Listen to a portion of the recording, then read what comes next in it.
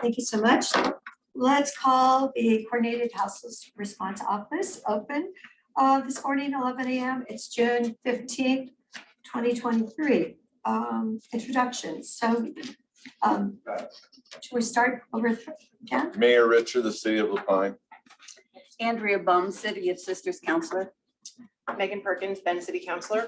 Kat Zwicker. I'm sorry, Patty, to try to read. Patty Adair, Shitts County Commissioner.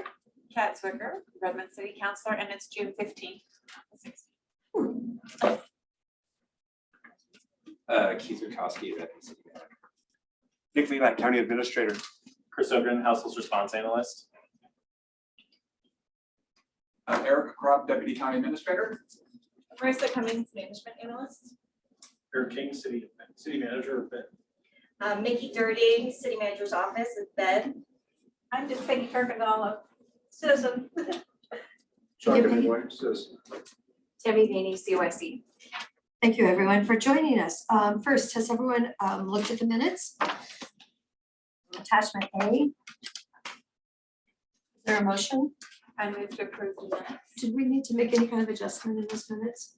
I think it was a. I made some adjustments. You did, you Yep. made them. I implemented Councilors Wickers and Tammy's, and I think that was it. Did you have feedback to Councilor? No, Perkins? those were the two. Okay. Yeah, those two were implemented. Feel free to look over. I can. Yeah.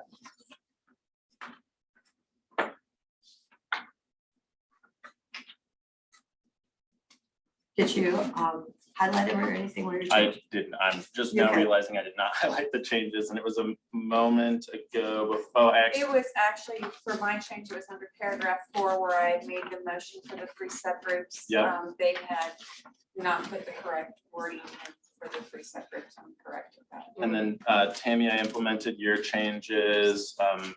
Right, the paragraph before agenda item number 4, the second sentence. Tammy explained that COIC would have to check in and get approval from the COIC board, but that it is fully equipped to support the CHRO and whatever the community needs. Great. I would second the motion. Okay, thank you. Been moved and seconded. Any further discussion? With that clarification, all in favor? Aye. Okay, thank you so very much. Okay, I'm glad that Mayor Richter is with us today, and we're going to discuss how he can be part of these subcommittees at item number 6. So, and that's critically important, and we will get to that, Dan. So glad you're joining us today. So let's go to item number 3. And I did have a conversation this morning with Jessica Pratt, who runs AOC's Health. She cannot join us today because it's AOC's County College, their graduation ceremony tomorrow. But she said it's incredibly important that we do planning with this group. We are totally separate from the MAC. And she goes, we really, really want to follow our rules 4123. So she will be happy to meet with us perhaps at our next meeting, just to be part of her feedback. She's been working with different counties all year long. So go ahead with item number 3. I know it arrived late last night because we were working on it furiously, but it is in your packet, attachment B. Otherwise, I believe it was electronically, yes, produced as well, if that's easier for you. But this is what, and Kat, I'll let you take over as needed. But these are basically, we took a look at the subgroup of the 5 priorities and really kind of tried to make it a little bit more a little bit easier to swallow in terms of actions, and just to really focus on what are the priorities and what are the key things that we want to do under these priorities. And so would love to, we can go through it priority after priority and talk about that, or we could do it however you'd like to. I think talking about it priority by I think priority. if we could put it up on the screen. Yeah, that would so be as we go helpful. through it, everybody in the room can see, follow along, or who is online.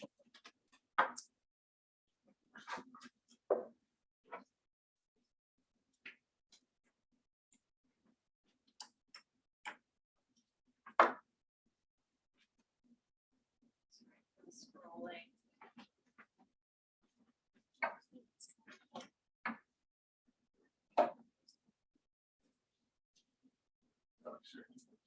Great, thank you so much.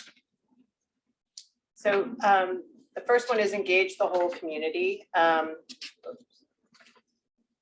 jump in here Yeah, really go ahead. quickly. So when we were speaking about community engagement, we really had a very, I think, cumbersome list, but across different committees, and what I've heard consistently, and we tried to do this for community engagement, is we need to create a consistent program which educates, engages, and informs leaders, service providers, and the community at large. And then when we start looking at the tasks for that, we have to not only support our community outreach and events, but we need to have a one-point communication that comes out from this office and interacts with the community and with our service providers, so that we don't deliver missed messages or confuse people about what's going on. So that was part of what we're looking at there. And again, these are a little bit more linear, so that as we transfer through leadership and we are starting to look at how we're going to be staffing that leadership, we can start filling in more actionable items as we go under these to show how we're supporting them. And then I'll let you go on to support philanthropy. Yeah, so this was directly from the task force. One of the things that we talked a lot about was that there wasn't a community fund, or and actually, kind of ties back to what you were talking about at our last meeting in your comments. There's not a one-stop shop for people to support this work, and one of the ways that could be done was through some form of a community fund. We're not suggesting that the office run that fund, but help support the development of it. And also just really work on other ways and trainings and things that can help our community become more involved in this work. That was the other one. Priority number one. Those were the two things that we thought were the most important to focus on for the strategic plan. Okay, then I'll just jump in for priority 2, establish the coordinated houseless response office. Obviously, we're established. We feel like this is just the working of continuing on with this group. And the one thing that we have all consistently agreed upon is the function of and need for an advisory group. So we're going to activate an advisory body comprised of community members with subject matter expertise who can help and advance the CHRO strategic plan. So, and that would mean community as members at large. That would be members at HLC. We need people that have both lived and real experience contributing, and not just the leaders in our communities, that it's going to make it more functioning. Megan, you're up. Oh, okay, yes. So the next one is align with the continuum of care. That this is really about, we already have a continuum of care, right? We don't want to replace it. It's about helping it grow, enhancing it, just helping providers, helping cities in the county, in the community, get more people to be participating in, in data and HMIS, so that we can have better data and metrics, and also importantly, the last bullet there is through the IGAs really define the roles and responsibilities between the cities and the county for addressing homelessness among governmental entities. I had an interesting response from Scott Cooper today, because I was asking him by the name only list. And he said, if we want any kind of a list, there's substantial data available in a useful presentation called the HUD Stella P site. But he said they don't provide the by name list. He repeated that to me. He said, this list is only, it's personally identifying information, and they cannot share that information. So have you heard of the HUD Stella P site before? I know, that's what he said we should go to, and that he thought that extracting data might not be so much fun, but he thinks Deschutes County would have ample resources to learn how to use this system. So I don't know, has anybody in the room heard of this system? Yeah, Okay. it's a HUD reporting tool, so the Right. continuum of care reports their data, and then the Stella is like this federal program that is used for data visualization, and I think, I don't want to speak on behalf of Scott, but I think to Scott's point about the by name list is that Stella does not have the by name list. The by name list is not like a federal thing necessarily. It's supported by this nonprofit Built for Zero. And he's correct in that, like, we wouldn't be able to share the by name list because it would literally just be a list of, you know, all the individuals that are experiencing homelessness in the Tri-County area. I think we could use that list to glean some information maybe about placements or something like that, but definitely not proposing to like make people's personally identifiable information Right. public. I mean, we wouldn't want that ever. Absolutely But- not, yeah. But the Stella list though, is there information out of that list? Is that really kept up as up to date? It is, I mean, it's an annual report that the Continuum of Care submits, so it's probably a few months old, but we could pull that data and talk about it in the next meeting if you'd like, or I can pull it and share out between Right. this board meeting and next.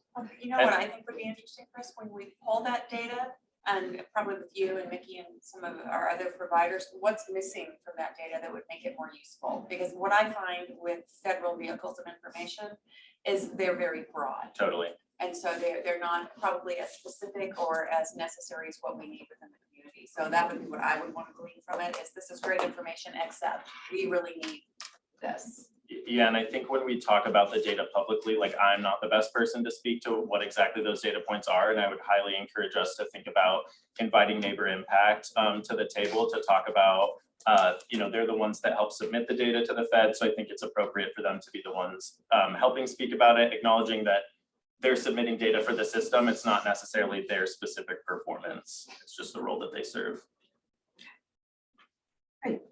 How does that data differ from HMIS data? It is pulled from HMIS, I Okay, believe, so it's the same, okay. I believe. But it's an annual thing, so we know how that could be. Like 6 months late or whatever, Yeah. and we really need to know what we're doing today. Yeah, and if I'm remembering correctly, it's likely that they're submitting all of like 2022's data by a deadline, so it's a little backwards looking. It's not quite current, but definitely be a good guess. Okay. So we could actually add, and I would say this as an example, but when we're looking at what we're doing with the continuum of care, as we're trying to track data and performance metrics, and maybe create qualitative data through multiple streams. I think that's because we're not going to have one size fits all. I don't think that ever is going to be a reality. But I think, I mean, we're talking about data later on in this meeting too, but I think that one of the challenges that I've heard is, you know, duplicating data and finding the gaps, you know, and that obviously is not our role. But as elected officials who are clamoring for this, you know, this data, it's really important that we figure out, you know, what system is best in order for us to get the information that we need to bring back to our entities. Totally. And we want to remember too that we are working on Deschutes County. And I know, you know, the MAC is tried, but we really have to keep our focus on the Tri-County. That's what our responsibility is for our On legislature. Deschutes County. And that is where there may be some difficulties in looking at the Stella P data, because the Continuum of Care is a regional organization. They report to the federal government as a region, and it's not broken out by individual counties. So I'll go take a look and see what we can pull. But just acknowledging that a lot of people have been working on the data piece for a really long time, that are Yes. very intelligent people. And so I just want to set realistic expectations that it might feel easy or sound easy to just go grab it, but I think that it might take a little bit of time. It sounds like it's going to take time. It will take time. I do have good news. They've reached a deal and the Republicans are on the Senate floor. Awesome. So I've been communicating with our lobbyist for a couple days now, waiting for some good news. So All right, so number 3, expanding services for people experiencing or at risk of homelessness. The first one on there is develop and increase funding streams. I don't think that needs much of more detail, just that we need more money. And the idea is that this office would help create this sustainable services funding plan. but when you say we need more money, but honestly, I think we need more money to go where it's actually needed. And there are And we've seen positive results today Mhm. on where that money is going. Well, that's why, yeah, I mean, if you look at some of the examples, it talks about funding for prevention, how to scale community behavioral health supports, that kind of thing. I think that those are some of the examples of, Hopefully, if this office works, we will know where the funding Yeah. needs to go yeah, to. exactly. That's exactly it. So as we're teeing up and we're looking through our continuum of care, we're looking at what we have in place. And again, part of the harsh part of this is what isn't working and being able to say we need to redirect. And PSH, by the way, is permanent supportive housing. And what is it? We already have 34 of those units coming into existence sooner or later. Yep. And I did have good news yesterday. Veterans Village does on a pet by pet basis sometimes take veterans that do have their pets. So I did find that out yesterday. I thought that was really good news because I know how important pets are to a lot of the homeless people. And we have that under supporting our service providers and best practices, and really that whole continuum of care we jump down. Is it when we're increasing access to those trainings and related best services, we're also looking at the things that are best practices for our unhoused population, which is making sure that they're not being stripped of the few belongings and things that make them comfortable, their pets that they have, and they're transitioning with a secure feeling. Yeah, so many people don't take advantage of things because we had some sisters, folks with children that refused housing because they couldn't take their pets. And you went, oh, pets over your kids. Interesting choice. Oh, but maybe the kids didn't want to be part of it. Oh, absolutely. I mean, I have a pet, so I Yeah. understand that that would be I a real know. problem. Yeah. But you just kind of go, oh my gosh, But I we think have. that it's a bigger situation that it's not a pet or a kid, it's a family member, you know? So how do you pick one family member over a? Oh, absolutely, yeah, but I And just. like with many of our people, these are undocumented service animals. They help them sustain Exactly. through difficult times. Right. So that, you know, to support facilities that don't allow pets is sort of like, come on. Yeah. That's- Well, it's hard because now we have to talk about pet care too. Yeah. And I think, Certainly. you know, when we start going, well, do they have their shots and are they documented and are they spayed and neutered? That creates an entire Yep, conversation that is outside of what we think. we're The county doing. actually gives grants, and grants for the COBO is part of it. They applied for pet grants where they can help the homeless with their pets. yeah, they're thinking ahead, that's very smart. Yeah, we've been doing that for a couple of years now. So that's good. So at what point are, where are we at Where now? we are at At the third address bullet. gaps. Yep, gaps in administrative capacity. I'll let you take that, Megan. Yeah, I mean, basically, we need to build administrative capacity with our service providers, and we feel that this is something that the coordinated office could help with. So that we can have more people doing this work. You know, love the idea of an internship program, you know. A shared service, so if you have people that are trying to do different postings or point in time counts, and those service providers are short, and we can share a part-time person between different providers, or we can have someone helping with data entry between different providers for that point in time count and the names. That's the type of stuff we need to start looking at among our providers, because they don't have a lot of funds outside of the program they're running for the supply of data. So what we're asking for them to deliver, they have a hard time getting to us because they don't have someone who can just sit there and put it in. Because according to Scott, there are 21 groups in Deschutes County that are under the service provider category. That's what he gave me this morning. Yes. I'm So, sure there are undoubtedly more. Yeah, they're just not in the. well, how many of them are? Under the radar groups, yeah. Yeah. Right, smaller groups, smaller church groups, something like that probably. All right. So we have expand access to services. This is, I mean, I kind of go through this. Increase access to subsidized transportation. That doesn't just mean, you know, bus fares, but also ways to get around during an emergency. You know, where are the best routes and connectivity. Expand coordinated entry by service providers. That is, I mentioned that earlier, so that we have more service providers putting in this data, so that we have a better picture of what's going on. address racial and equity disparities with strategic investment. This should be in here anyway, but this is also a really important point that is mentioned specifically in HB 4123. So we want to make sure that that is in there. You know, again, like multilingual access to things. I mean, that's really important. And partner with providers in the county to expand supportive services and streamline resources and services. And then you want the last one there? And that streamlining, that goes back to when we were talking, when we briefly about duplication of services and where sometimes we're seeing cost overrun because there are certain entities doing the same thing, so it gets done twice. Yep. We're just trying to help make sure that that's not happening and everyone's being the most productive. Actually, mine doesn't say streamline. Yeah, it doesn't either. They're in the, she skipped the order. I skipped Oh, the okay. order. Streamline Yeah. resources. Oh, it's above It's- yeah, it's right above that. Sorry. Oh, okay, I just kinda- no problem. I was just saying, What would be an example of duplication you'd like to point out? Well, some of the duplication is because we didn't have a centralized coordinated entry. Sometimes people show up at Shepherd's House and then they'll be at BI, and because they don't have the ability to sit down and put everybody into some centralized system immediately, and there's a lot of note-taking going on, is what I've noticed. That's what I think is a duplication of service. When people come into a situation where they're unhoused, there's a couple of different things that happen, and I think if we had one streamlined process, that all of a sudden it was checking through and we're like, oh, actually, they need to be going to Thrive, or we need to be talking to Fuse, or they need a housing voucher, they're not homeless yet, let's see what they have still over at Housing Works.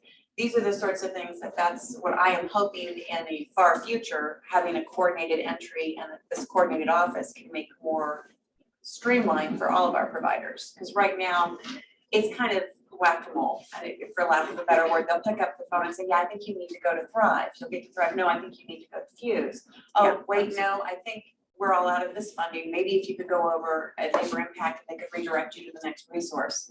And I'm not saying that off the top of my head. That actually happened with a couple individuals in Redmond that were working directly with one of our counselors. So that was the process. And that's what I would like to see become coordinated instead of discoordinated, because they don't have the time, money, or energy or transportation to go to all these places without assistance. yeah, we totally get that in Sisters. It's, you know, when people ask me, well, where should I go for this? You know, I'm going, well, let's see, So to there's, me, you know, coordinated entry eliminates the bouncing and creates a and one-stop shop. even in Sisters, it's a matter of, you know, can I find somebody who has the time to call around so that they don't go there and then get sent someplace else, so that they can get to one place that can actually Correct, help and have them. the steps kind of Yeah. in place. And so that's Right. the hardest part right now for all of our providers, because they all have good intent and they all have access to a certain level of resources, but they don't have a smooth access to all resources. But I think at some point or another, you also have to integrate into there that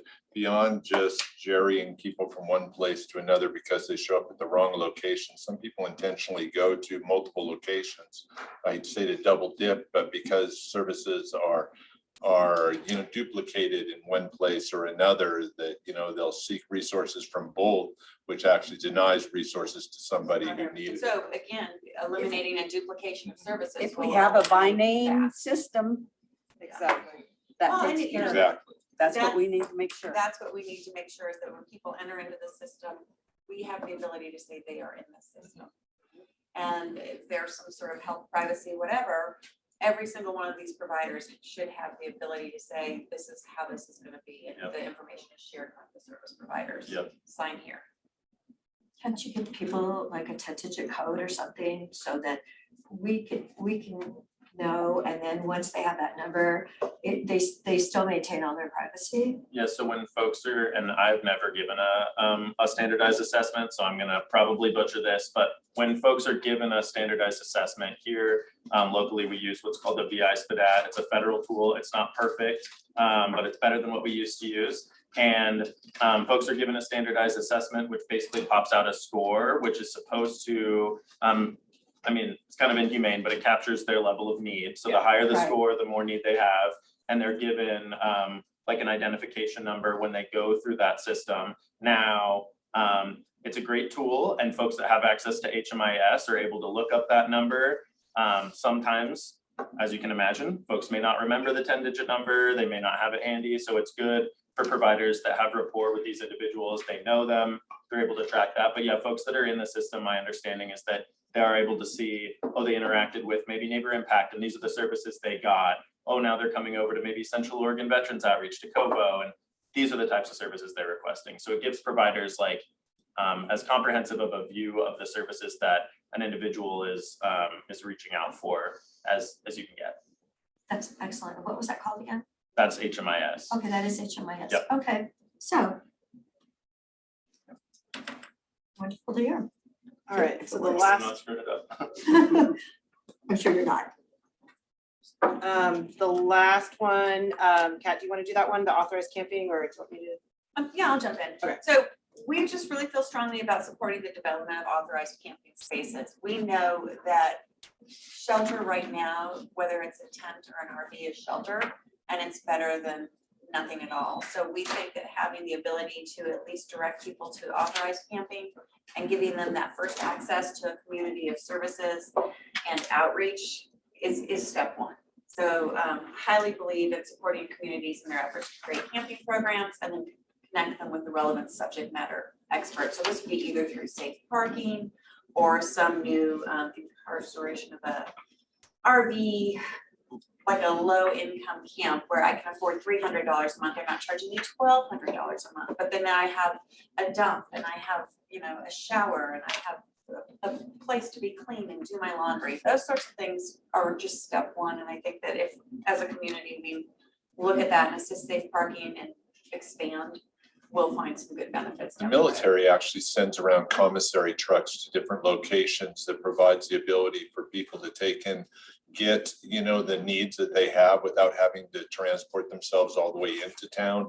It also provides the enticement for people to be there because they get subsidized or discounted commissary goods, that are cheaper than they could buy them in town.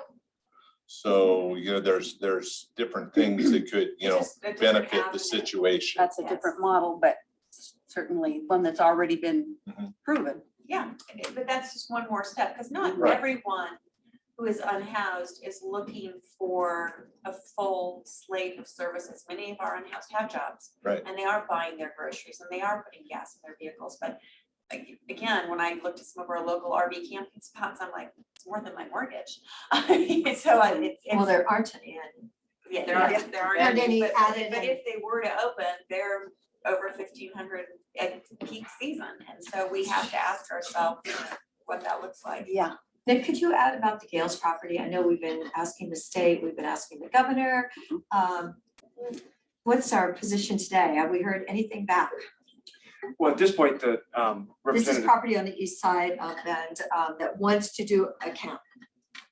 thanks to Representative Levy, she contacted Legislative Council for an interpretation of House Bill 2006 adopted in 2021 that allows transitional housing primarily in cities, but also in rural residential zones outside of urban growth boundaries. So we asked, is there an opportunity for any sort of transitional housing, safe parking, any of those types of options from Legislative Council? And Legislative Council says that the legislative history is not clear.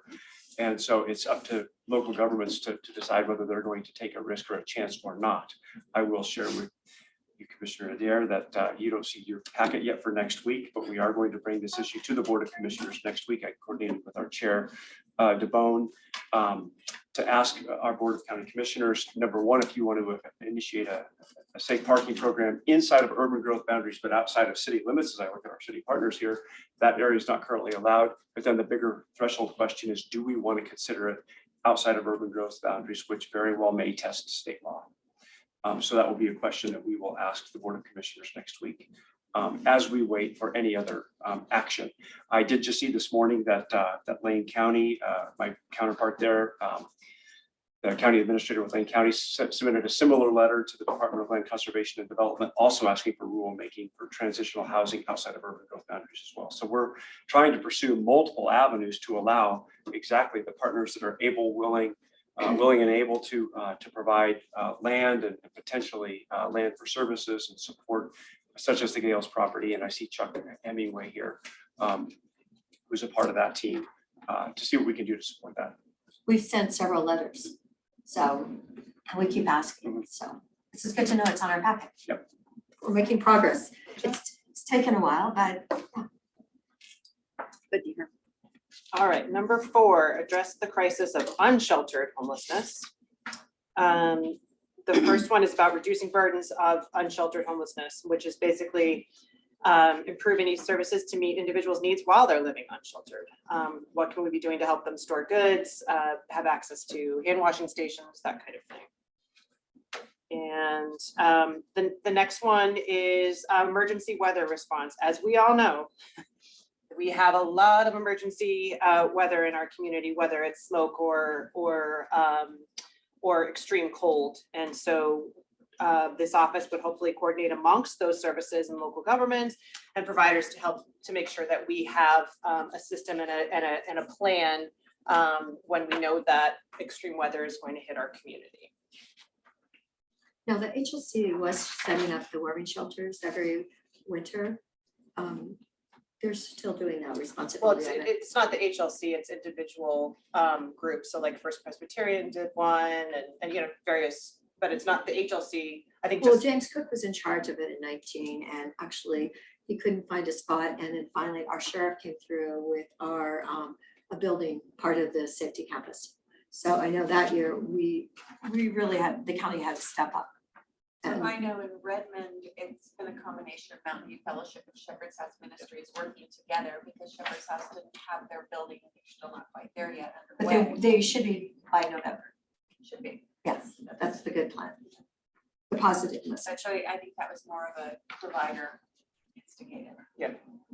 well, that's, I mean, the city of Bend basically took a temporary warming shelter and turned it into the first emergency shelter for our community, which has over 100 people in it every evening and is expanding rapidly with the need. So yeah, I mean, it's an important thing for our community and we don't want anyone freezing to death in our community. And it happens every year because of where we live. So are we gonna include smoke hazard?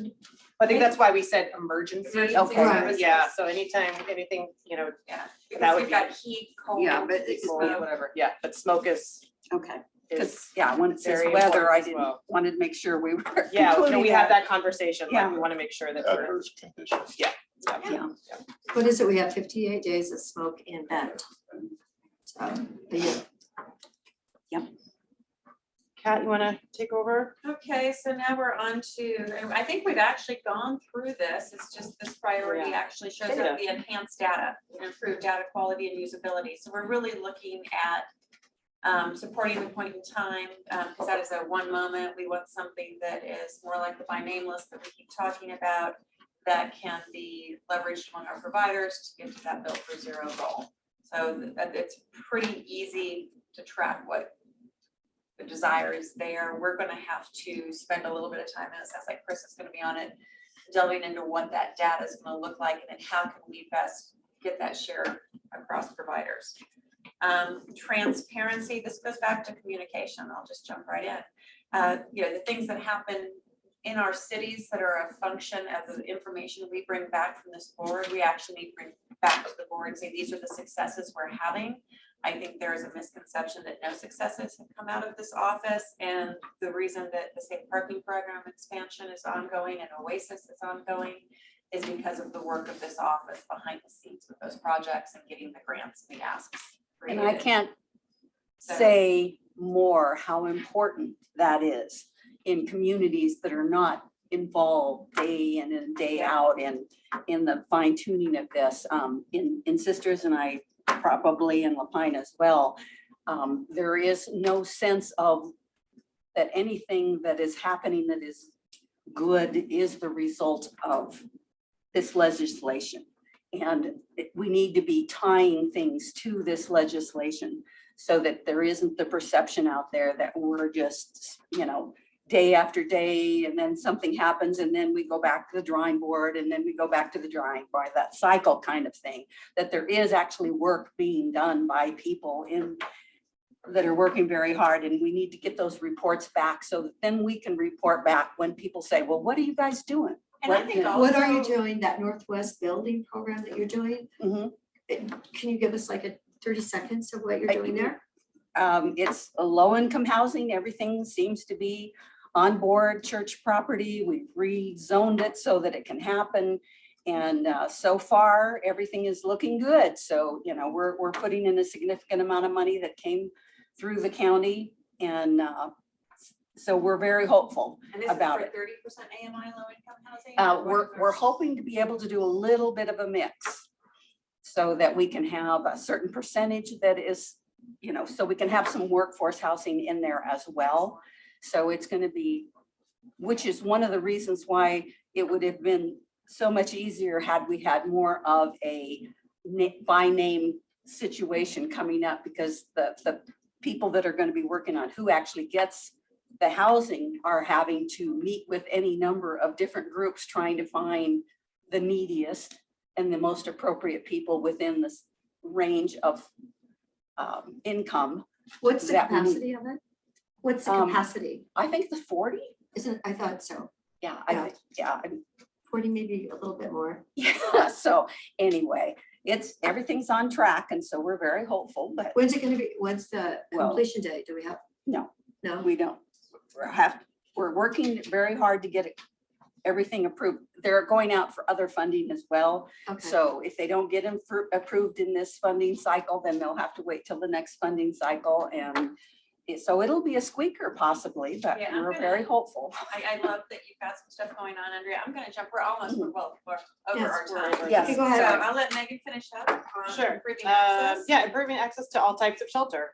This is supporting shelter providers and increasing awareness about shelter availability. You know, we've talked a lot about having, you know, a greater communication between shelter providers and also trying to find a way for people to understand where there are where are there open spots to sleep at night, and just to really focusing on the communication there. So that's what those two things are.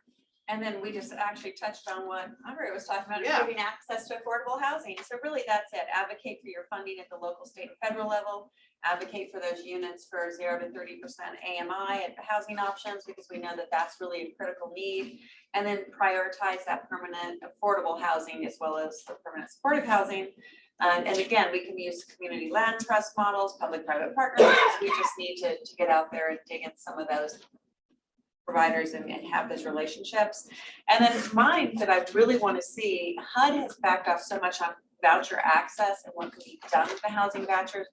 This is going to take lobbying to our Congress and our federal level, but we really need more fluidity and an update in what the vouchers will actually cover, because when they don't work to cover housing in your market, they just don't work and they hold people back from moving forward.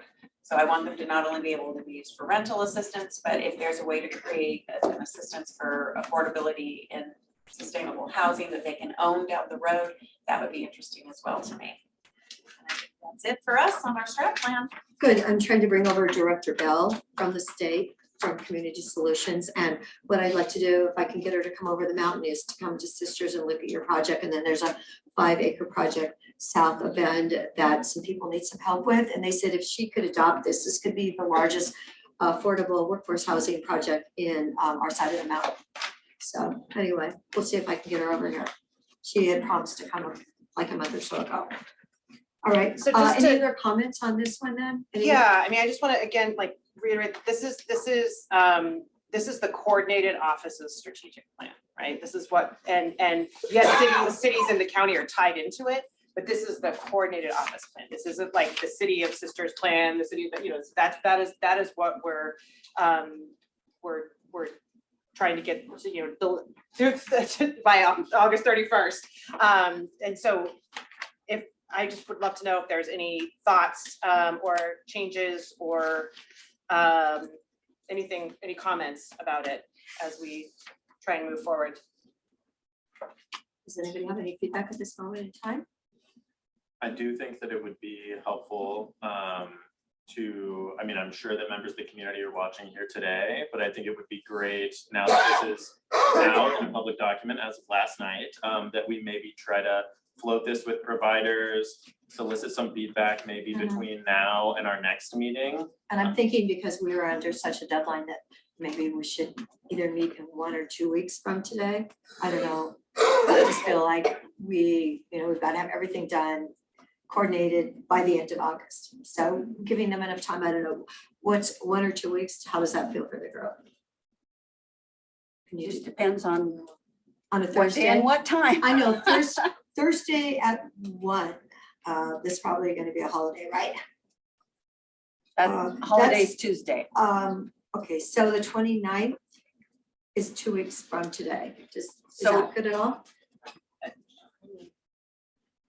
What do you, Do you feel like in order to meet our timeline, we need to I don't. do it ahead of time? I mean, I think if the subcommittee, our next meeting is July 20th, if the Right. subcommittee meets, once before that.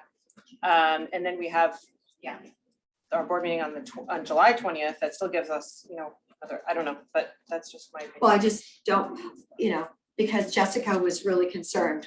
I'm feeling her pressure. I just want to, Who's uh, Jessica? Jessica Pratt runs Association of Oregon County Commissioners. Oh, She okay. runs the health department, and she has been part of 4123 since it was in existence. She normally works with Ariel at those meetings. Oh, okay, gotcha. So she is someone in the know, and she doesn't want Deschutes County to not be in the know. Yep. So that's, Makes sense. she just said. What do you think? So we could do it. Okay, so we're gonna have another subcommittee meeting. If you guys, what do you think? Consensus is we'll be okay by the 20th? If you all have another subcommittee meeting, we'll get that fairly analyzed. Well, today is the 15th, Mhm. so you want to have a subcommittee meeting by the 20th, or you want to have this meeting by the 20th? Because that gives us tomorrow and Monday to get the work done. I'm just asking. Oh, no, July 20th is the next July meeting. 20th is the next. Yeah. meeting. Yeah, July I 20th. think, okay, because I heard we only want to give a week or two for the providers, so I would imagine we should meet again to discuss this before July 20th. I think, what about the 6th? Does that work for anybody? It's a holiday The- week. That week As is- a whole group or as subcommittees? Well, we could get the feedback in, maybe a subcommittee.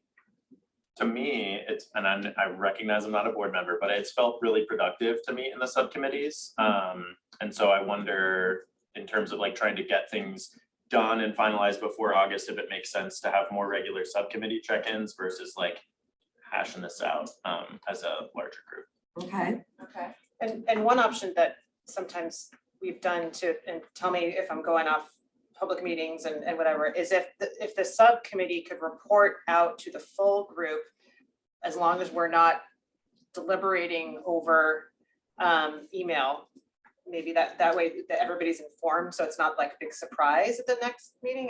Would that be helpful maybe, or? Staff can be available to help communicate what goes on in those subcommittee meetings to other members as well. I acknowledge that could have been spruced up these past couple weeks. It's just like we're trying to It was a schedule a bunch of sprint. meetings and have them, Right. happen and get reports out. And so I think a little bit more time than 2 weeks would be awesome. more time than 2, okay, so 3. Or for the full meeting, I'm The full happy. meeting is in the It's on the 20th. I think 20th. we're Okay. okay. The Okay. full meeting on the 20th, let's. Let's plan have at least subcommittees in one, not between. subcommittee Yeah. meetings. Right, 1 or Right? 2 subcommittee Yeah, meetings. I Can we think- please set that up? But we need to Absolutely. incorporate down into one of We'll those do that when subcommittees. we get to Yeah. the subject matter section. Absolutely. So we're saying the 20th is the next meeting? Yeah. Full The next board. full board Yes. meeting. Yeah. Yes. We are set for the third Thursday of the month from 11 to 12:30 from now to December. So Thank you very much. you're welcome. Yes. So All I think right. the question though is for the next so what is the next subcommittee meeting talking about? Because you have the draft plan before you. And are you comfortable with this draft plan now being circulated to the providers and others for input at this point?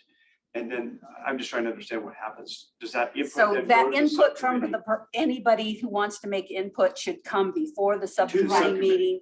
So we we should can give look them- at it and propose any changes. So we should give them till the No, 6th.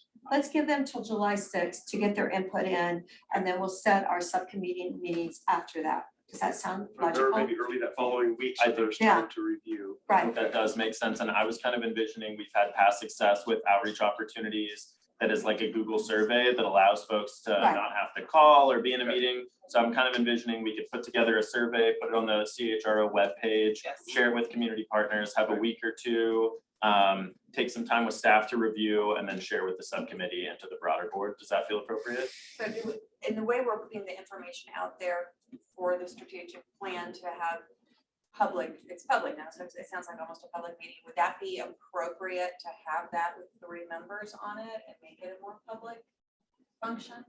So we could have that. It would be more balancing, because Dan needs to be part of it. Then that's what I'm thinking. Dan could join Counselor Perkins. For that one subcommittee.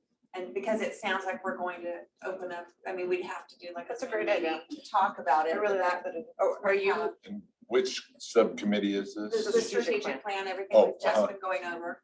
So Yeah. because that would be the feedback from the community. Yeah, that's fine. And then shaking it out. that's a great idea. I don't know. And I like that it's public. I know that's more work for all of you though. Oh, they appreciate it. So Dan, And we haven't decided a date for that yet. no, No, but it would be No. the week of July. it'll be after, the week after the, yes, July 10th that week. So we'll add you to that group. Sure. That's a great idea.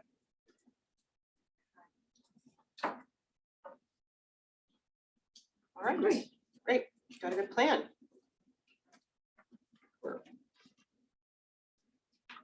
And So- what's next? All right, so now we are on to Governance. governance. Attachment number C. Okay. Did you all get a chance to review this? Yes. I had a question about adding one representative and alternate from HLC, because they're not in 4123. I didn't really feel that that's what we should be doing for the requirement of the bill to our governing board. I'm gonna weigh in. And I'm a little bit of an anal rule follower, and I would normally say, yeah, that makes sense, but we as a board actually lack the critical expertise, and we often sit in here and say, we're over our ski tips, and I don't understand this, I don't have these boots on the ground. I think having those members that bring that to it and almost stop us from going down a path that's already been gone down, or tell us why this might be a good decision while we're in session, instead of having to hunt them down. I like the timeliness of that. I think that would make us more productive. So I'm actually in favor of adding someone from that. Well, and from my understanding, and correct me if I'm wrong, particularly Nikki, I know you've been involved with this. You can add members, you just can't, there, that the bare minimum is the elected officials from each, party in the named in the agreement. But I know Lincoln County they have their coordinated office, or they have some kind of service provider system person on their governing board. Yeah, you might even get a neighbor impact representative. I mean, just you could get that balance and that bandwidth to make more informed and more fluid decisions. And I think that's really super helpful.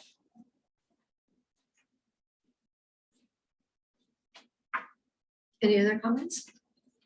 I totally agree that I think the more you integrate the other organizations into this situation, and get their 2 cents about something, what they can do and can't do, it's going to be the more efficient the whole board's going to be.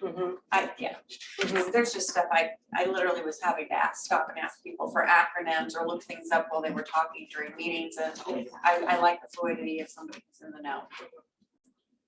Especially love to hear any thoughts on the authority section, because that's getting to the heart of like what we do as a board and what we don't do. And I specifically said the board does not manage the coordinated office, and that our role is largely advisory and as a liaison.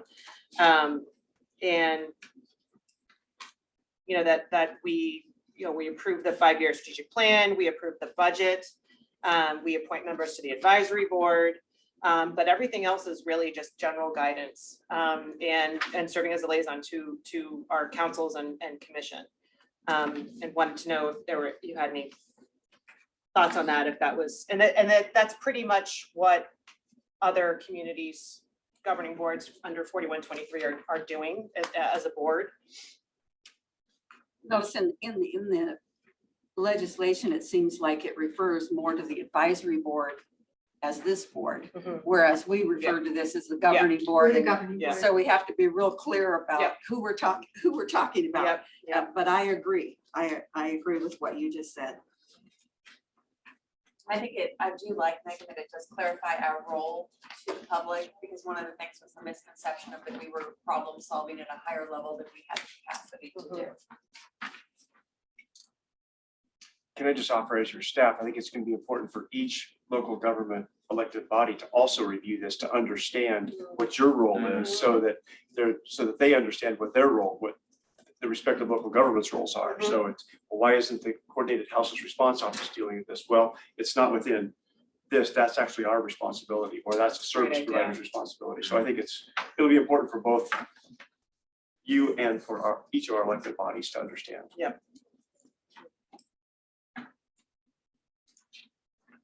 All right. Do you want to go through it? Well, I don't think we need to go through it unless, but I mean, I like the idea of taking it to our respective organizations and if there's Okay, any I did, cleanups. we did have some rules in here that I wanted everyone to be aware of. You must be able to attend meetings regularly. When an emergency happens, you can pull a meeting together with 3 people. We were just talking about doing that with one of our subcommittees, which I think is important. And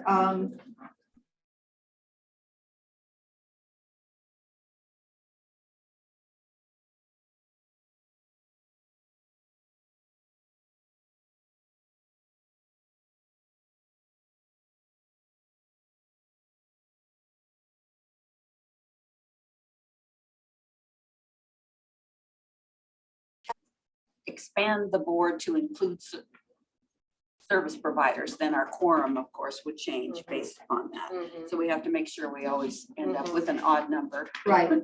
Yep. To create, so we don't create issues. Yep. Good point. so yeah, if there's 5 now, we're adding 1, so we're gonna have to actually add 2. Yeah.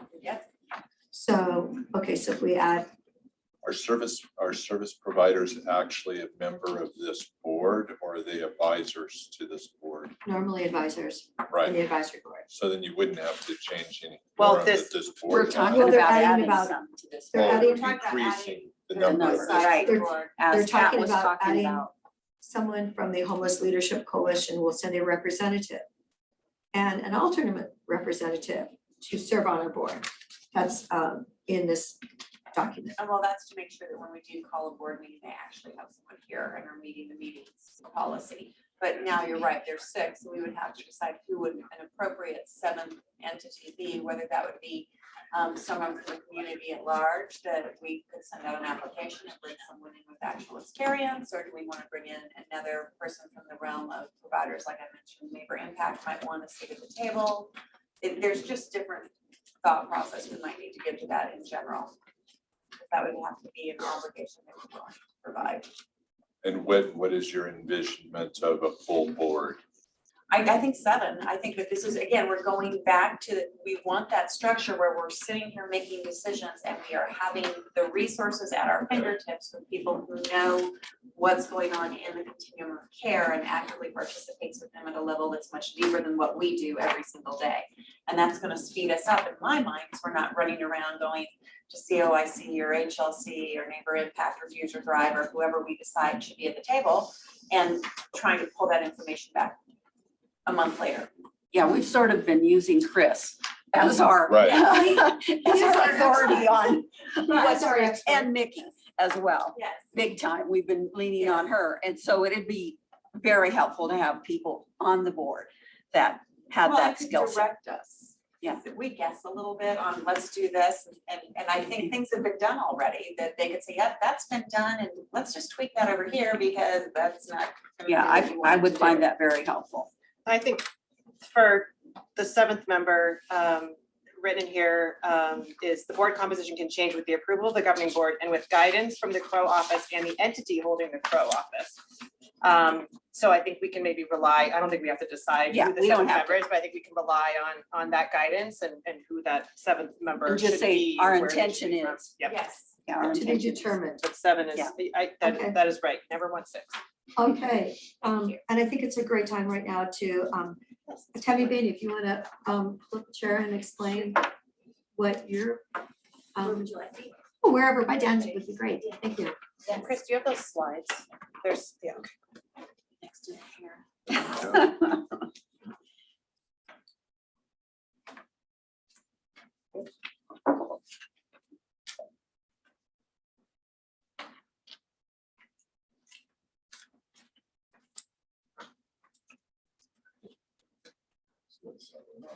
I think so. Let me know, I'll contribute. Go ahead, Yes. Tammy.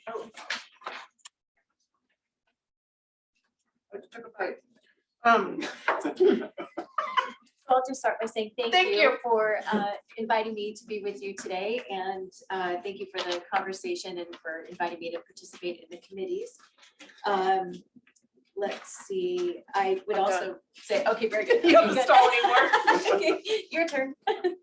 So, you know, we talked at the last meeting, Dan, about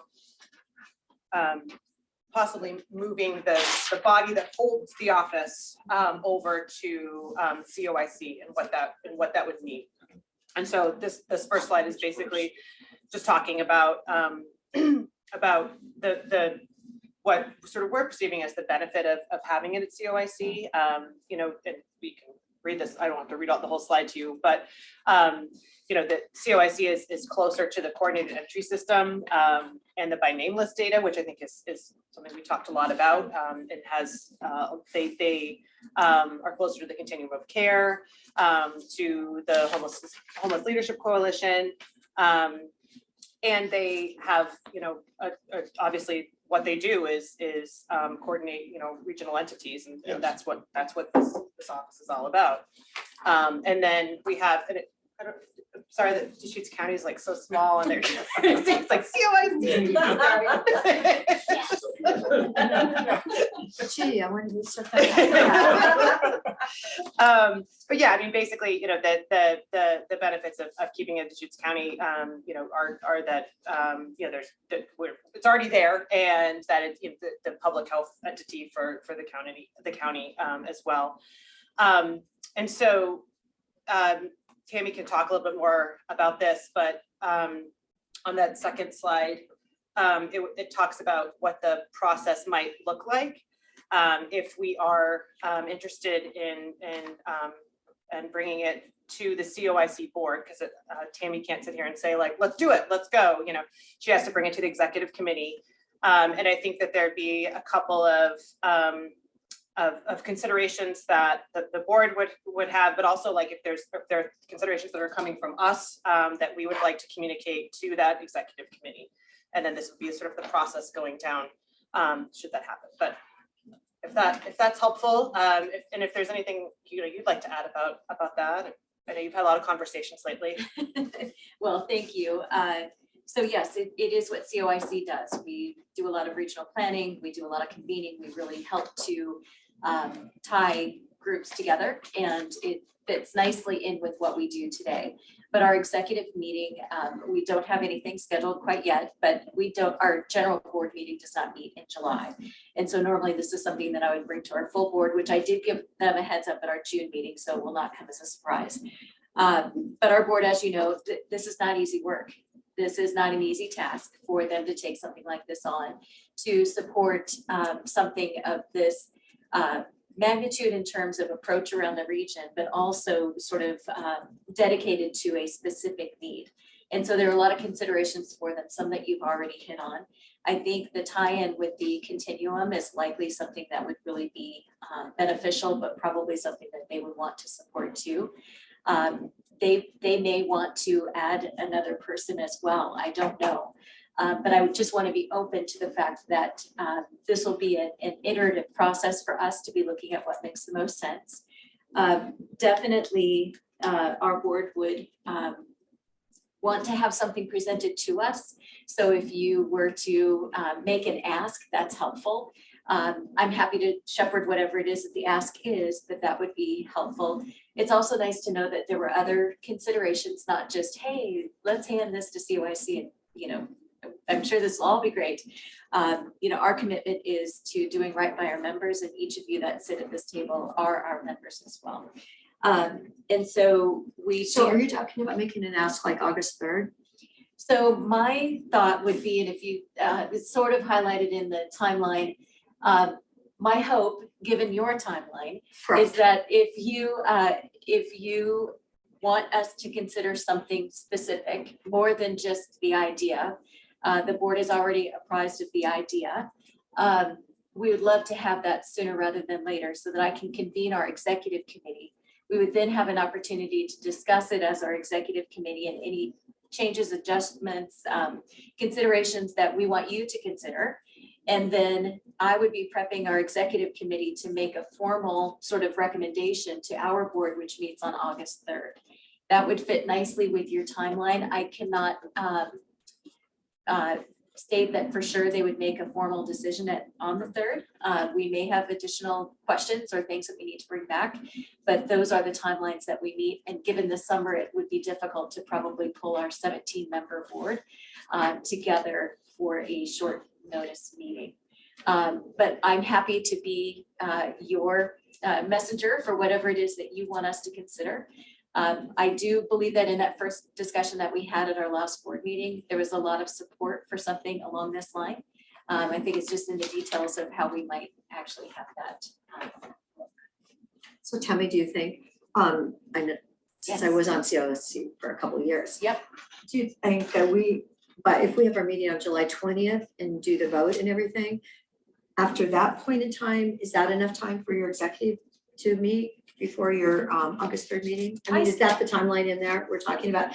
If we can do it after? They would meet before we next met, right? Probably, I would recommend that I get to them with whatever your ask is ahead of that.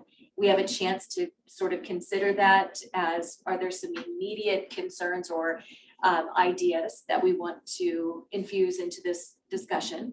And then I would want to bring those back to you July 20th. Okay. Again, discuss it with our executive committee ahead of the August 3rd meeting. And then again, hopefully be as prepped as possible for a more of a deeper dive with our full board at the August 3rd meeting. So what would be most helpful in terms, is it, or would you be looking for like a letter from, or someone to represent during the executive meeting? How could we express Yeah. our desire for this? What would you suggest? You don't have to send something as formal as a letter. I mean, you can ask me today, Tammy, we're at a place where we believe this is the direction that we want to go. We've considered other options, and this really looks like the one that's going to be the most successful in helping us all achieve our goals. Something like that is fine too. Both would be wonderful. After this meeting and hearing your discussion, I would be silly not to go back to my executive committee and my full board and say, hey, this is on its way. And so regardless of what direction, I would be giving them a heads up. What level of detail is your board gonna want when they're starting to ask questions? Because I think that's one of the most important things that we want to knock out up front, is having that detailed data for them, at least at the executive level, to digest, so that when you take it to the board, it's fine tuned and that there's not that clunkiness. Well, that's a nice ask, but what does that mean?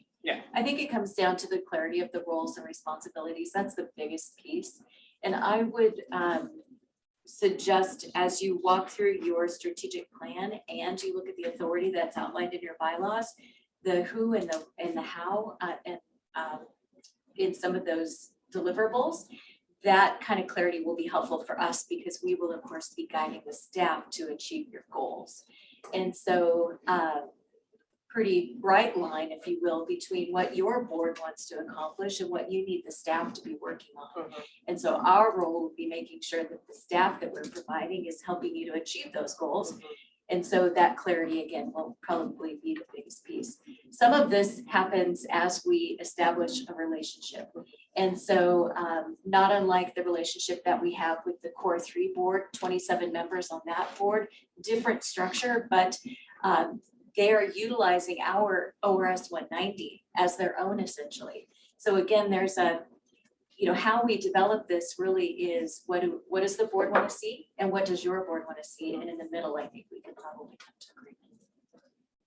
So do you have staff that are going to be available after August 3rd if it was voted, so that our deadline of the end of August could be met. That's, are the people there already? Like, I know we have Chris. So that's a great question. As you know, we have a leadership group, and one of my asks, if this is something that we agree to and go forward, is that the administrators continue to get together and guide this work collectively. Maybe it's not the leadership, I forget what that one's called. Executive team. The executive team, the new committees, executive team. And so that has come up, and it came up in the leadership conversation as well. We have 2 positions that are currently open at COI, or 1 position that is currently open at COIC, and another that we are holding off until some of this dust settled. We wanted to make sure that we're not going off and hiring with something that we might be able to leverage. It's one of the benefits of being close with our relationships, is being able to tie those together so there's good communication and alignment. You have our person who had been with us, and now we have purchased half of his time back, and so we are currently sharing a person. And so I know, it's such a good story, isn't it? so in answer to your question, it might look like Chris coming back formally to COIC in a very different role than he had. We are hiring for his previous role. And then we would need to likely hire another person that we would either share or have dedicated directly to the coordinated office, depending on what the level of responsibility and the level of work that is needed. We might need to augment, maybe there's 20% that could be purchased by COIC. Maybe it's a person and a half that we need. All of those details, we'd want to outline the scope of work and then look at the staffing needs. So we have a job description that's ready and primed, but we'll want to do that. Yeah, we'll want to do that together as we outline what the relationship looks like and the needs are. But again, all that is dependent upon a big blessing from our board. So Patty's suggestion, maybe the governance subcommittee that you and Aaron could work on putting together, meet maybe sooner rather than later, work on putting together some kind of letter to the executive board or Right, package well, we or need to have a something. motion from the floor though of this group before we would do that. So, yeah, this group would have to make some kind of a motion for our documentation. A And may I- motion and a second, Sorry, Chair. yes, May I offer another suggestion? of course. Something that we may want to consider as well is that we have a check-in point as to this work is messy and this work is not easy, or this situation would be remedied decades ago. This may not work. It may work, just wonderfully. We might want to do a check-in in about a year or at the end of the pilot and sort of say, where do we go now? So we may want to think about how we have those sort of stop gates in there, just in case. Right, and there's reporting, I think it's due in November of this year and then maybe September of the following year. And we've got to be looking at, what's working consistently, because you know how it is when things aren't working. Right, right. Yeah, we all know. Yes. So some of the things as we're talking about our different subcommittees and the different things we need to do, we should probably also break out and make some sort of a team sheet or list of who's working on what for the transfer. And I think this is going to come up under leadership when Andre and I were talking as well, because we talked about how we want to lead in this time while we're looking at options and opportunities with other partners. And I think breaking out beyond the subcommittees, teams for our leadership team and our executives and how they're working within our individuals. So I'm just gonna put that out there as a need, because I know that if I hadn't had the support of my city manager and Nick and Chris and Nikki, this would have been an insurmountable task in a short time just to get this work done. So we're gonna have to relook at that. So is there a motion then? Well, so here's a question. So is there a way to phrase the motion that says that we would like to explore this? course. Because if the executive committee comes back and says like, we want, all of these things, and we say, no way, we can't do that. I don't want us to be tied into, so any suggestions on wording for terms, yeah, how to word this? Where's our legal one? Yeah, where's our? It could be to authorize the subcommittee to draft a proposal to explore. And then would the concept be that the proposal comes back to, I think it could be a discussion with Tammy and then ultimately have it come back to this committee next month. On the 20th. Yeah. Okay. Okay. So, And while we're drafting that proposal to explore, we should be, I think, also putting those guardrails, what are those terms look like? Because that's part of the detail. What does that look like? She's Yeah. asking for stopgaps and check-in points. Exactly. And I don't think waiting the full year makes sense. I think we should have a quarterly check-in of, is this working? Do we need to make an adjustment and not just let it slip? Oh, absolutely. We would want that as well. I just mean, I wouldn't want us to decide that this isn't the right model and have it look like it's failure. I would want it to just look like it's the part of the growth process of what we're doing for to match up what's right for our region.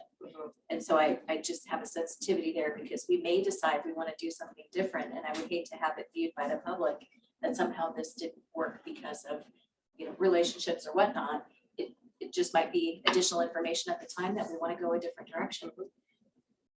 And you could just even have a list of considerations. Yeah.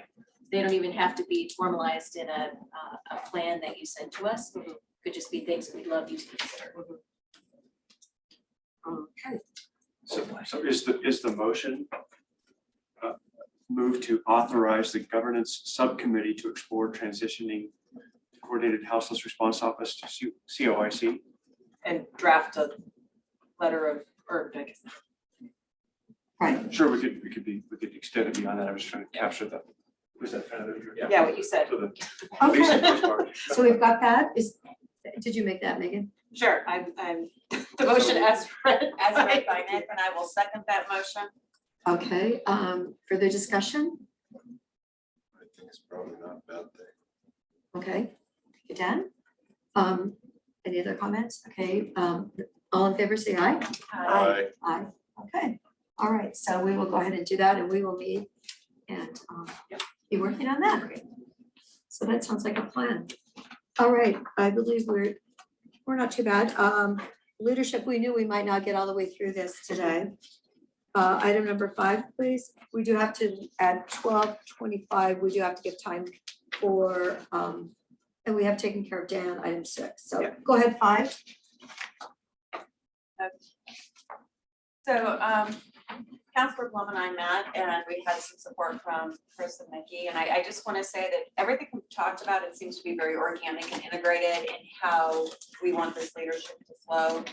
We think that maintaining the subcommittees with the staff and the executive support that we have while we're trying to transition to the next entity makes the most sense, to align that work, make it more congruent with the House bill, and then actually put the groundwork in for those touch points, the communication, the public information, and take this back to our respective localities and make sure that we're on task with what they think. So that's really it. So I talked about identifying priorities and goals for the interim period, which I think we're getting those within our subcommittees now. Lessons learned. I think communication has been a consistent and constant thing, whether it's communication to staff and between the board or communication to the public. And then we've touched on the requirements for House Bill 4123. So again, creating that advisory committee, I think starting with expanding the board, adding a couple extra seats, and then once we are housed with a new oversight that from hopefully COIC, maybe not, that will give us the ability to do the advisory committee, because I think we'll want their buy-in and who they think would best to be suited to that from the providers. Then media communication, consistent message. And there's a lot that goes on city to city that we just need to say that's not what this group does. That's what our city's doing, working with that group. And if the media comes to us and is independently asking different people, we should actually just have a single point of contact to make sure that the message is clear, or at least reach out and say, is this the correct message, before we mix the message. I think it was very hard for Ms. Purrington to be in this seat because she tried to answer and solve all solutions and all questions. part of that's just based on her knowledge. And I know it's easy for Mickey or Chris to say, well, I know this, because if it's not coming as something that's been agreed upon by the board, it's probably not the right answer. And we need to wait and just because it's the continuity of what comes out of this office that's gonna make it sustainable. Are you insinuating that there should be like an individual public relations? I think we should actually person? have, and this came out in the strat plan, we should have that public relations and that media person type, this is what Yes. we're doing, here's how we're working with people, this is how it's working in Redmond or in the county. And then we can all speak to those actions and activities, but we also need to consistently say, these are not our jobs. When they Right. come and say, well, why aren't you doing, we will be able to go back to our roles and responsibilities clearly and have a continuous and clear message, because there's so much, and I know we really weren't sure what our roles and responsibilities were, and that's where our frustration lied. So I think that that's just in here. So next steps, refine what media comments that we'll comment on, select a main media contact. We need to figure out what that looks like. And then the general topic. Yeah, it's tremendously more unified if you have one person And delegate. it's very disruptive to have outside members of our communities and our localities try to speak for us. So that's something that if we're all unified is helpful. They have it on here to change the name of the office. I don't think so, but you know, it is what it is. It's the Coordinated Homeless Response Office or Housing Response Office. But I mean, the community now knows the name, yeah, so. so changing it to It's me, not- it just sounds like we're trying to hide something and start over. I mean, you know, you're being shifty. So it is, I think it is what it is. Michelle can weigh in on that. And then the structure that we want to have when we move, we want it to be similar. So we spent a lot of time talking about, do we need one person, like an executive director heading up this board? And I think Andre and I felt really comfortable with project management and team. Because then you've got someone assigning different tasks and coming back to us, but it's not a director who is answering to all for all. Because tasks and teams, I think, work better, just what we've seen from subcommittee. So I think I would like to not only have that model here now, but I'd like to hopefully see that carry through when we rehouse the office. How interesting you would use the term rehouse. I know, right? We're all about It sounds rehousing. So nice. Yes. I didn't say sweep us to new office. Let's see if I missed anything. Did I miss anything, Andrea? There was some stuff down here on the bottom. Yes, this is kind of important too. In our leadership model, I think it would be very helpful not only to have people on the board that are working within the continuum of care, but to actually bring people in at our meetings to give us updates, like somebody from the MAC, somebody from Neighbor Impact, maybe talking about food insecurity and how they're short $665,000 right now until we clean things up at the state. Those sorts of things help us understand the ripples in the continuum that are going to impact the work we're trying to do. So I think it's important that we're having our future agendas include some of those updates. So we know that we're either going in the right direction or that we may have to shift. So that's all I've got. Andrew, do you have anything else you wanted to add? No. No. Okay. All right. That sounds like a good plan. Data initiative 2, is there anything you want to add today? I could very briefly touch on the data initiative. So we had talked, Mickey and I have been talking about trying to find an opportunity for like a deliverable for the office, kind of honing in based on feedback from the board, feedback from the community, feedback from the HLC. I think a lot of folks, almost everybody is interested in bringing more light to the data. That being said, it's not necessarily going to be like this quick, easy win as maybe we thought it would have been. We And thought so, it was going to be, yeah. so I'm coming today to ask for your permission to begin exploring what a potential data dashboard and how we could share data to work with Neighbor Impact and to work with the Homeless Leadership Coalition on what is possible, and to kind of come back to you maybe in a few months on kind of a project proposal for how we could get a dashboard up for the community. That would be great. We definitely. So I'm we gonna can talk just, I wanna say this out loud, because we do bring in Neighbor Impact, and I am on the board at Neighbor Impact, I'll just say that out loud. I had a casual conversation outside of the board with our executive director limited bandwidth to take on Absolutely. too much in this office. They're super extended at this moment. So I know that Scott and staff will be happy to help where they Yep. can, but they're a little bit constrained with very large projects right now. Yeah, and to that point, Councilor Zwicker, I've been working really closely with Neighbor Impact and the HLC for the better part of a year now.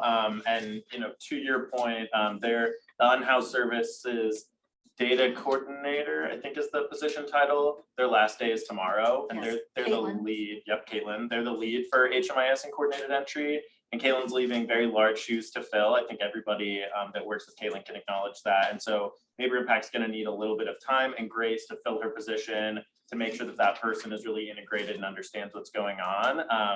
And I think, you know, acknowledging what we've heard from folks that have presented before the board in the past too, is like there are all these other things that the community is working on right now. And so recreating potentially like a Deschutes County specific data dashboard would be pulling resources from other really important work that like has to be done, like the annual NOFO competition. So it'll just take a little bit of time. I think we just need to give Neighbor Impact and the community just a teeny bit of grace there. And but I'm happy to work with them, and it seems like I've got some good direction from you all to kind of go forth and conquer that. So I will go out and get that started, and I'll report back in the next couple And months. hopefully our approach with these providers will be, how can we help you in your time of need, 100%. as opposed to loading Yes. on. You No, know, Yes. we want to be perceived as, you know, a helping hand, not an additional burden.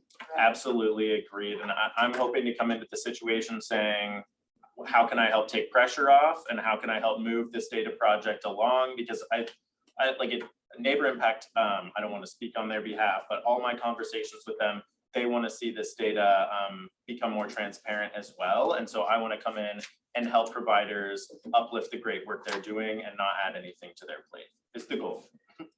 Well, it sounded like Chris, you know, that possibly, you know, what you're doing will really make that difference. And the instant you feel like you need more help with getting data out, please come to us or come to the county or something, because we really do need the data. Millions of dollars have been spent, and I do believe we need to see some data. Yeah, and I would love to work with, I think the county has like a data dashboard team through health, and I think that Yeah. Nikki's alluded to the city of Bend having a team as well. So I'm hopeful that there's an opportunity for us to like leverage the collective expertise of the community and bring the partners to the table that Thank you. will do the work. Okay, it's You bet. 12:25. I need to open up to public comments. Do we have any public comments today? Sarah? Good afternoon, Sarah. Thank you for- Hi. Hi, can you hear me? Yes. Okay, hi, it's Sarah Ladwig and I live here in Bend.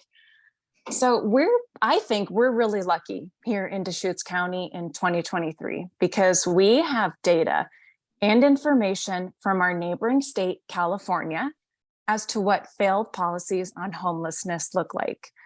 It was just reported at the beginning of June that California's homeless population grew by 50% between 2014 and 2022. And California spent a mind-numbing $17 billion on homelessness in the past 4 fiscal years alone. Clearly, we all know that homelessness is growing and thriving there, just like it is here in Bend, Deschutes County, and the state of Oregon. So I just can't wrap my mind around how elected officials and this governing board are sticking with the housing first and supportive services concepts that have failed spectacularly for nearly a decade in West Coast cities. Nothing you're proposing is earth-shattering or revolutionary concepts. You guys are doing a copy-paste of an undeniably failed strategic plan of attack. Now, I don't think anyone, you guys or the community, supports sitting on your hands and just waiting for the problem to solve itself. But it doesn't take a PhD to see that clearly the path we're on isn't working, and this 5-year strategic plan is destined to fail too. So I have personally called local shelters during our long snowy months and been told there have been empty shelter beds here in Bend week after week. I've been to other Western states that don't have their arms wide open to the homeless community, and they don't have unchecked homeless populations like we do here. Now, yes, there's always going to be portions of our population who both need and want service from our service providers. And that's not who I'm talking about or the community as a general population. We're talking about the massive homeless population here in Bend that's not interested in taking personal responsibility and accountability for their behaviors and actions. I don't understand why everyone's so afraid of asking people to be accountable for themselves. To me, it's far more insulting to assume that they're incapable of it, in my opinion. And no matter how many millions of dollars that you want to take from the community fund to chuck at this problem, if we don't put substance abuse and mental health at the top of our priority list, homelessness will only grow here in Deschutes County. Okay, and lastly, just having listened to this meeting, to me, it seems like the HLC should not be a voting member and only an advisory member. I believe they can attend governing board meetings and be a resource, but HLC is not an elected official and not deemed by the community to have voting authority. That looks like it would be a huge conflict of interest otherwise. Thank you so much for listening. And yeah, that's all I have. Thank you, Sarah, for joining us today. Thank you. Is there anyone else on Zoom? Is there anyone in the room that wants to make a comment? I'm sorry, Peggy. Peggy, do you want to identify yourself? I will. I'll Thank you. introduce myself. I'm Peggy Kirkendall. I live here in Bend. I've only lived here for 1.5 years, but my background is in social work, and I've been setting up nonprofits and working to create nonprofits, and also have been I'm a licensed. I'm a retired licensed clinical psychotherapist with a master's degree in clinical social work. So my last stint as a volunteer is still going on. And when I took on a situation where to help a disabled friend of mine, and what I learned over the last 4 years of working with her, she has a brain injury, is that the system is broken. It's broken at the federal level, and the states are trying overtime to try to pick up the pieces and piece it together. And they leave some of it to the counties, and it is a mess. It is really a creator of some of the homelessness that we have now. And until those elected officials are really held accountable and told exactly what needs to be done, it's not going to solve itself. What the best we can do is keep it from growing. Keep it from growing and to help the most vulnerable right now. That's what we need to be focused on. And when I say, because what I found is that when I would call around, I called around all these federal agencies, and they all just threw up their hands. None of them had any money. You could only go through SSI. SSI was way overtasked. And they do the cruelest form of administering their programs.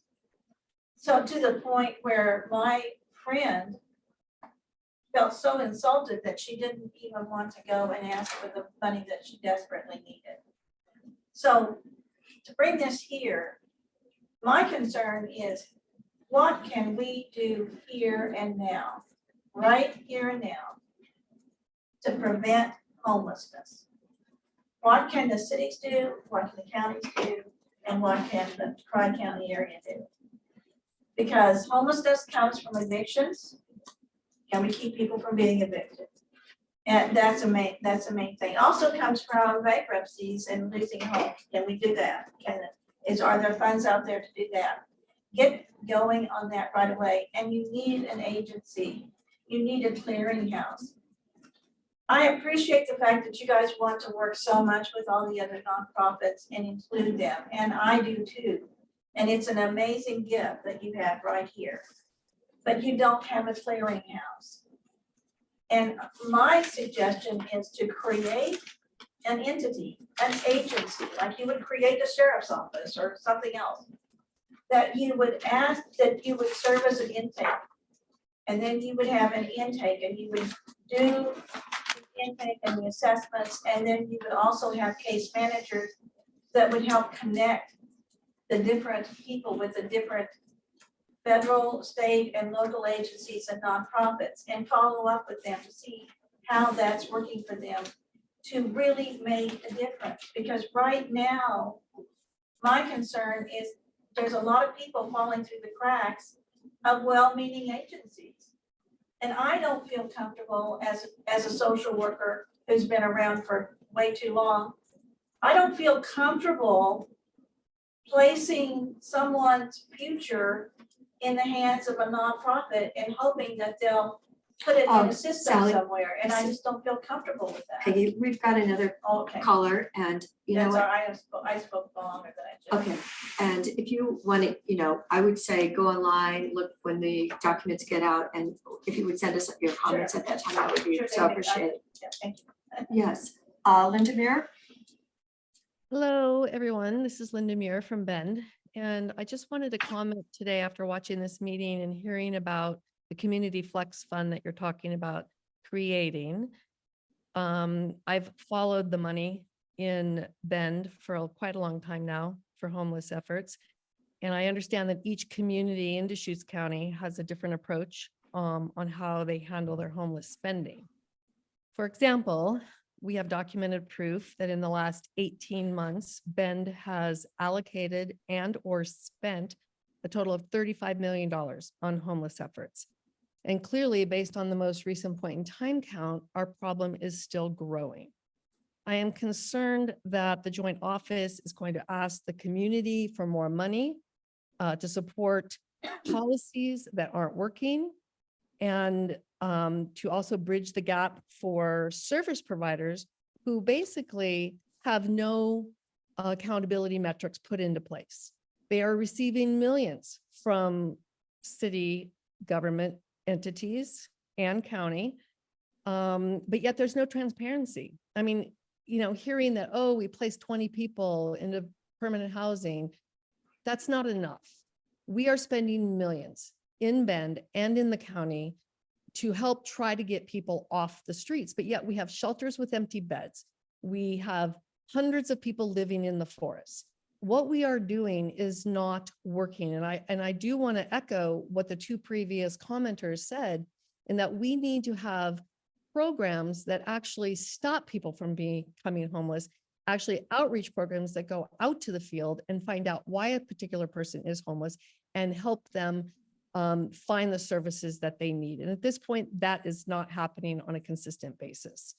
When I spoke with the city council last year in Bend about sustainable programs with the service providers, I was told by Councilor Broadman that it is not the city's responsibility to sustain the programs for the service providers. That is their job. But yet we are continuing to write checks for millions to help. And now you want to create a fund that's going to further bridge the gap.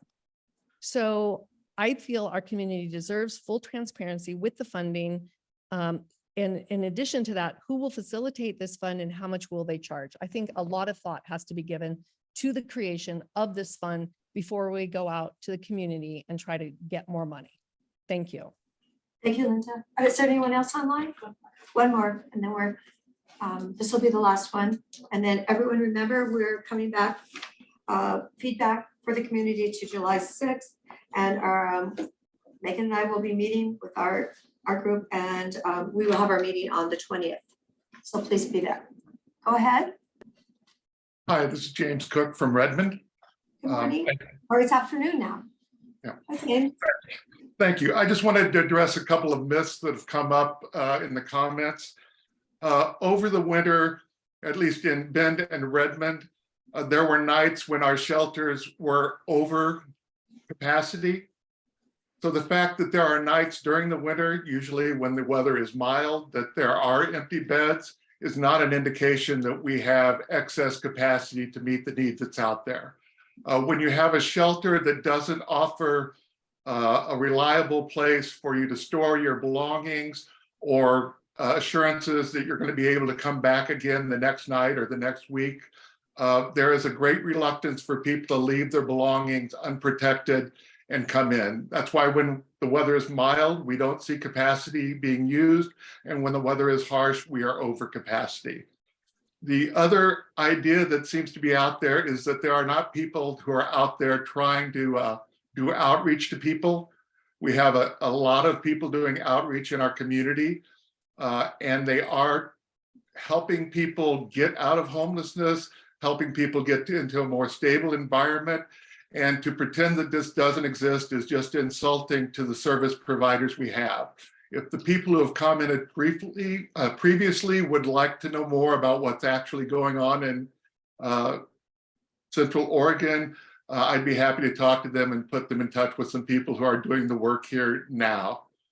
And finally, when you talk about money that's been allocated and in the last year and expecting to see results from it, when the county allocates money for roads, when we allocate money for buildings, those results don't appear overnight. It takes time to address homelessness, just like it takes time to address the needs of our community for roads and housing and everything else. I appreciate that it's easy to be against something. It's easy to pretend that work isn't being done, and it's easy to pretend that there are no results happening. But there are, and if people would do their research and talk to the people who are out in the field, they would find that out. I thank you. I appreciate the opportunity to speak. Thank you, James. Thank you. I do believe we will adjourn our meeting now. Oh, Nick. Just one quick last point. So for the subcommittee membership discussion, our Mayor Richard is on the strategic planning, which then makes that a public meeting until such time that we have 7 members. Were there any other changes, just so that as staff, we can plan accordingly with subcommittees going forward? I believe that's the only one. That's the only one. Just Is that the only subcommittee that's short at this moment? Well, you could, if you were on another one, then it would have to be a public meeting because of the quorum rules. If you'd like to be on another one, No, I was just trying you to may, find if you out. would like. No, Hey, There's my another time's way. full. Yeah. You can, it's okay. I just wanted to make sure we have what we need, I guess, is where I was Yeah. going. There's Okay. 2 in all of Yeah. them. Okay, thank you so much. Thank you, everyone, for being here. Can I just- Oh, If board members have agenda items for next meeting, that'd be helpful for us to hear as staff. okay. We have agenda items for next week. I don't have anything either. Can we email you later? Yeah, Yes. our subcommittees Very may Yes. Yeah, I think our subcommittees will create. have some time to the chew on it. items that Yes. chew on it. Can I just say a brief thank you to all the staff for all the incredible work, and thank you to all of us, because we've all been working, I mean, and the results of that are here today. I mean, the amount that we achieved in the last month is it's really remarkable, and just thank you for dealing with all of our schedules and all the meeting requests, and I mean, it's been really complicated, so thanks a lot. You bet, thank you. Appreciate it. And as Nick would say, go Ducks.